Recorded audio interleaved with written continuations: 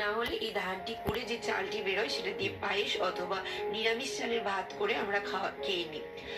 প্রথমে একটা পাখি রেখা লাগে, তারপর মা লক্ষ্মী রেখা লাগে কিনি না, না? আমাদের পরম্পরা অনুযায়ী প্রতি বছর পুজো হয়। এটা আমার ঠাকুমার শাশুড়ি ছিলেন, তার হচ্ছে লক্ষ্মী করি। তো সেই লক্ষ্মী করি বলে তো সিঁদুর ছুঁয়ে নিয়েছি। আর এখানে কিন্তু একটি কাঁচা টাকা আমি দিলাম, কারো যদি রূপোর টাকা থাকে সেই রূপোর টাকাও দিতে পারো। এবং সারা বছর এই ঝাঁপিটিকে তুমি তোমার লক্ষ্মী মন্দিরে রাখতে পারো। এতে মনে করা হয় মা সবসময় করে রাখেন।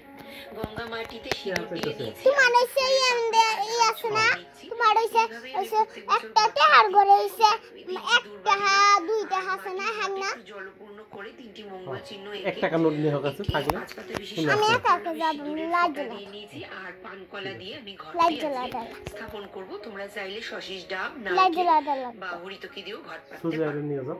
আচ্ছা।